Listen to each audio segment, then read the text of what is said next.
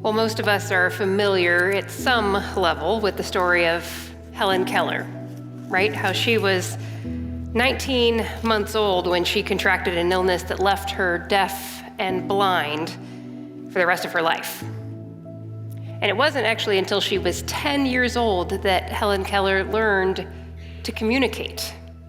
Under the skilled guidance of her teacher, Anne Sullivan, she learned how to read and to write and to spell and to speak and to listen through her hands.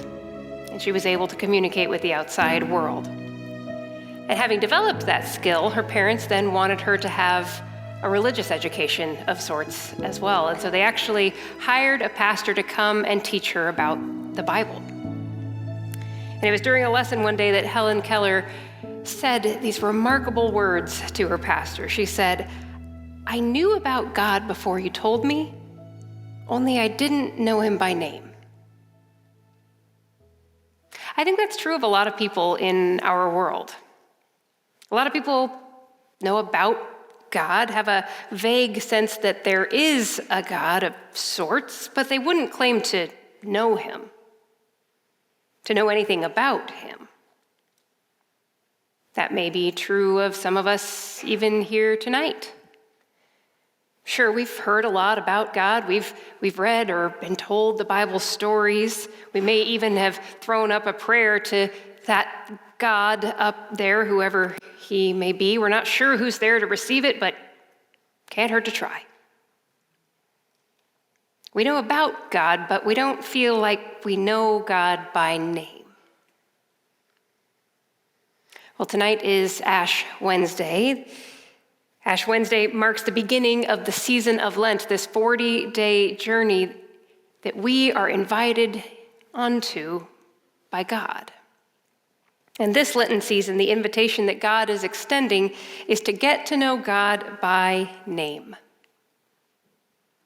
In the book of John, Jesus refers to himself by a number of different names, all of them starting with the same two words: I am. I am. I am the bread of life. I am the light of the world. I am the good shepherd. I am the way, the truth, and the life. I am the vine. I am the resurrection and the life. I am.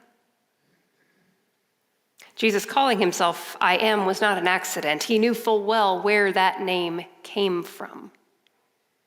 I am is the name by which God makes himself known to Moses. I am is the name of God who observes the misery of his people in Egypt. I am has heard their cries and knows their sufferings. I am is the God who comes to deliver his people from slavery to the Egyptians and brings them to a land flowing with milk and honey. I am is the God who is close. I am is the God who is compassionate. I am is the God who is powerful. I am is the God who provides. I am is the God before whom no earthly power can stand. I am is the name by which God made himself known. And I am is the name by which Jesus makes himself known. In the Gospel of John, chapter 8, a story is told about a time which Jesus healed a man who had been born blind. Jesus restores the man's sight. And the religious leaders, seeing this, they want to know how. How did Jesus do this? And they engage Jesus in this long, back and forth, lengthy theological argument, desperately trying to understand who Jesus was and by what power he performed these miraculous deeds. Because the thing is, they argued, they're the ones who are supposed to be able to do these special things. They are the special ones. They are the descendants of Abraham. If anyone should have this kind of healing power, it should be them. If anyone should have this kind of special access to God, it should be them, for they are the ones to whom God revealed himself to be the great I am. And it's at the end of this very lengthy back and forth that Jesus finally tells them. He says, "Your ancestor Abraham rejoiced that he would see my day. He saw it and was glad."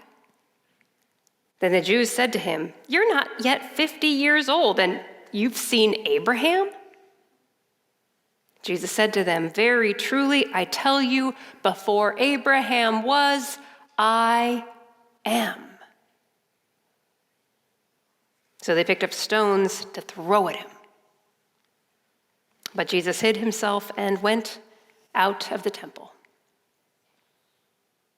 If you'd asked them at the time, those religious leaders would have told you that they picked up those stones to throw at Jesus because of what he said about himself. Because to claim the holy name of God for oneself, that was blasphemy, punishable by death. So they'd have claimed that they wanted to kill Jesus because of what he said about himself. But the truth is, they wanted to get rid of Jesus because of what he said about them. You see, for Jesus to claim that he was the great I am was to claim his own authority and their lack of. It meant that Jesus was the boss, and they were not. It meant that Jesus was in charge, and they had nothing. For Jesus to claim that he is the great I am was to claim his own authority, and it was to claim his full sufficiency and to reveal their insufficiency, their deficiency, their utter emptiness and need. The religious leaders of Jesus' day would have claimed that they wanted to kill him because of what he said. But the truth is, they wanted to kill him because of what he said about them, about their dependency, about their fragility, about their emptiness and need. Jesus has invited us to get to know him by name as the one who is the great I am. I wonder how we respond. How do we feel about Jesus pointing out our dependency, our fragility, our emptiness and need? Well, in my experience, we tend to go one of two ways. I can, or I can't. A lot of us in life choose the path of I can. Not only I can, but I will, just watch me. So we all know it's cold and flu season right now, which means, at least in my family, there have been many, many trips to Walgreens or CVS. And Walgreens and CVS, this unique thing happens only there. This is the only store where they do this. When you shop there, no matter what you buy, and for us, normally it's just like one bottle of liquid Tylenol at a time. No matter how little you buy, you get the same long receipt. Like, you notice this? Like, I don't know why they do this. You could buy a whole cart full of items. You could buy a thing of floss, and the receipt is always the same length. Like, you think you're done. They think it's printed. No, they're only halfway started. Like, this thing is still going. I think a lot of people think of Christianity this way. Like, Christianity is just one long list of things we have to do. It's this ever-expanding list of do's and don'ts, of religious practices and never-ending lists and ever-expanding items that just never ends. To become a Christian is to take this list and do whatever it takes to accomplish it.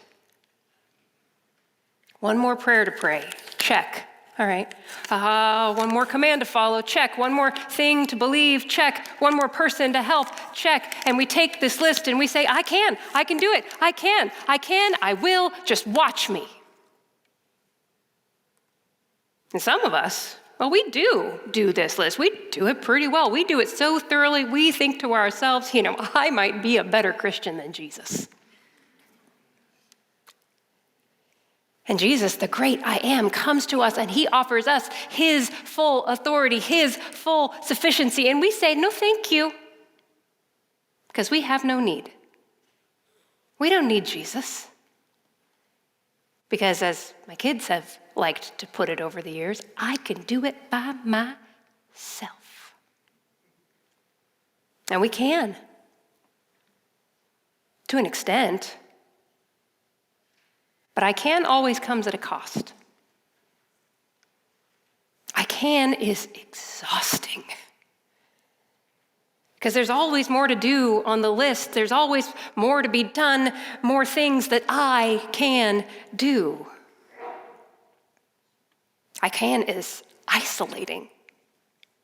Because if I can and you can't or you won't, then I can't be around you. You're just holding me back. You're slowing me down, and I got things to do. I can is defeating. Because if we're honest, all of us I can people, we actually know deep down that we can't. So what if instead of trying again and again and again to take the path of I can, which inevitably always leads to I can't, what if we started there instead? What if proclaiming I can, I will, just watch me, instead we came to Jesus and admitted I can't, but Jesus can. I think I'll let him. For Jesus did not come to this earth to give us a list of what we have to do and do and do. Jesus, the great I am, came to show us that in him it has been done and done and done. In Jesus, everything we could possibly ever need has been done.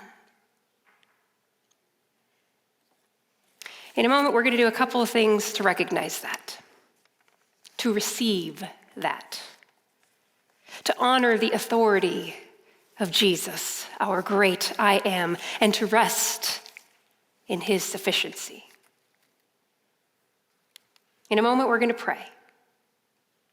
We're going to pray this responsive prayer of confession. The purpose of this prayer is to admit the ways that we have tried to I can at Jesus, the ways we've attempted to do it all by ourselves, and to confess the ways that we have failed, to tell Jesus what he already knows, but that we need to say out loud, I tried, I failed, I'm sorry.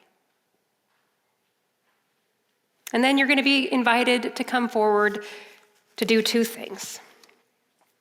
First, you're going to be invited to receive the sign of the cross in ashes. Typically, that's either on your forehead, or if you'd rather, you can offer your hand. Ashes in the Bible are a symbol of our mortality. We only get so many days to live on this earth, and we are not in charge of any of them. From dust we are made, and to dust we shall return. So that cross on our foreheads or on our hands shows that we know that we're mortal, that we're human, that no matter what we do, we cannot and we will not live forever. Ashes in the Bible are also a sign of our culpability. To repent in sackcloth and ashes is a biblical phrase which really just means to publicly show sorrow and repentance for one's actions. So that cross also shows that we're sorry for the ways that we've fallen short. But tonight, I also want for us to think about these ashes as a sign of our insufficiency. Tonight, we can take this long, long list that we thought was our job to do.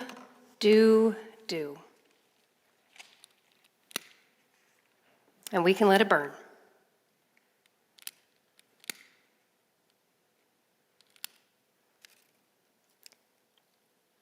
Tonight, this list becomes our ashes. And we can wear them with joy because we know that our I can't is not the end. It is only the beginning. I can't. Jesus can. So I think I'll let him. I can't. Jesus can. Jesus has. Which leads to the second thing we're going to do. After receiving ashes, we will then receive communion as a celebration that what we cannot do, Jesus has done. What we cannot do, Jesus is doing. What we cannot do, Jesus will do. For Jesus is the great I am. Jesus has the authority. Jesus is the sufficiency. Jesus is everything we need. I can't. Jesus can. So let's let him.